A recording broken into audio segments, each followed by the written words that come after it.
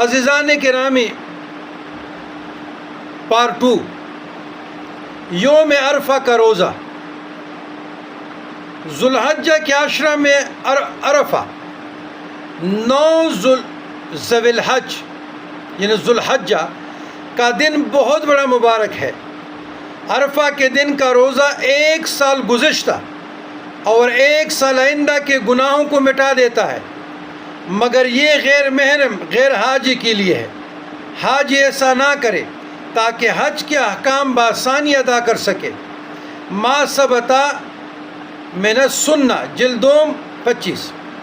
عائشہ صدیقہ رضی اللہ عنہا سے روایت ہے کہ حضور سرور کائنات فخر موجودات صلی اللہ علیہ وسلم کی عہد رسالت میں ایک شخص گانے بجانے سے محبت رکھتا تھا۔